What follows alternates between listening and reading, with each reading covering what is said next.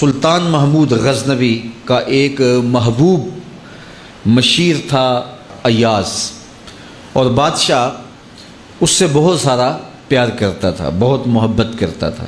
باقی جو وزیر تھے، مشیر تھے، آیان سلطنت تھے، وہ حسد کرتے تھے کہ اس میں کون سی خوبی دیکھ لی بادشاہ نے کہ اس سے خاص طور پہ پیار کرتا ہے۔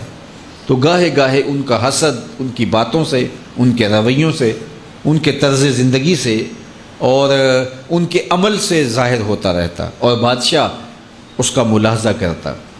اور کبھی کبھی جو ایاز ہے اس کی خوبیاں اور اس کے جو کمالات ہیں اس کو عیاں کرتا تاکہ ان کو پتہ چل جائے کہ یہ وہ خاص وصف ہے اس کے اندر جس کی وجہ سے میں اسے خاص محبت کا مقام دیتا ہوں۔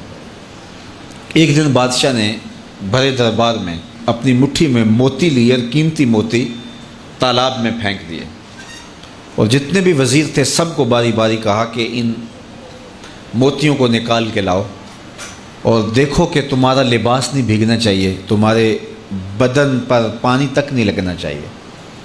تو انہوں نے کہا کہ یہ کیسے ہوگا کہ تالاب کی تہہ سے موتی نکال کے لائیں اور کپڑے بھی بھیگے نہ ہوں، گیلے نہ ہوں، اور بدن بھی گیلا نہ ہو اور بدن بھیگے بھی نہ، تو یہ کیسے ہو سکتا ہے؟ پھر دوسرے کہا، اس نے بھی معذرت کی کہ یہ کیسے ہو سکتا ہے، شرط ہی آپ نے ایسے رکھ لی کہ موتی تہہ سے نکال کے لانے اور بدن بھی بھیگنے نہ پائے، لباس بھی گیلا نہ ہو، تو یہ کیسے ہو سکتا ہے؟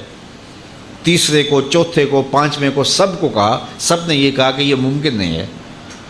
ایاز کو بلایا، کہا یہ موتی نکال کے لاؤ، اور سنو تمہارا بدن بھی نہیں بھیگنا چاہیے، تمہارا لباس بھی گیلا نہیں ہونا چاہیے۔ اس نے فوراً چھلانگ لگائی، موتی نکالے، بادشاہ کے سامنے پیش کر دیے۔ بدن نچڑ رہا ہے اور لباس سے پانی کے قطرے ٹپک رہے ہیں۔ بادشاہ نے بڑے غصے سے کہا، ایاز میں نے کہا تھا موتی نکالو، اور بدن بھی گیلا نہیں ہونا چاہیے، کپڑے بھی نہیں بھیگنے چاہیے، اور تمہارا لباس بھی بھیگ گیا، تمہارا بدن بھی جو ہے وہ پانی سے تر بتر ہو گیا۔ تو ایاز نے کہا، بادشاہ سلامت، آپ نے دو حکم دیے تھے، ایک کہ موتی نکال کے لانا ہے، دوسرا حکم یہ تھا کہ کپڑے نہیں بھیگنے چاہیے۔ میں موتی لا کے پیش کر دیے ہیں، باقی جو کپڑے اور بدن بھیگ گیا ہے اس کی میں معافی چاہتا ہوں۔ کہا یہ خوبی ہے اس کے اندر۔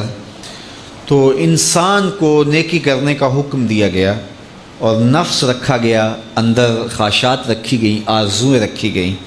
تو نفس لوامہ وہ ہے کہ جو نیکی کے موتی تو نکال لیتا ہے، اور اگر اس دوران اس سے کوئی بدی ہو جاتی ہے تو ہاتھ جوڑ کے کھڑا ہو جاتا ہے، مالک جو گناہ ہو گیا اس کی میں معافی چاہتا ہوں۔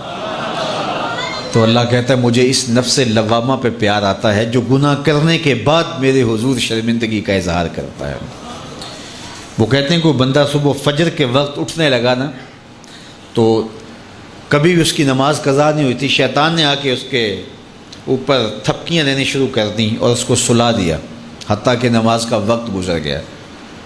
ادھر سورج طلوع ہو گیا تو شیطان کا کام مکمل ہو گیا، وہ اٹھا تو دیکھا سورج چڑھ گیا ہے، تو اس نے جلدی جلدی وضو کیا، مصلی بچھایا، قضا نماز پڑھی اور بار بار روئے اور اللہ سے معافی مانگے کہ میرے مالک میری نماز چلی گئی، میں نے جیسے بھی قضا پڑھ لی تو قبول کر لے۔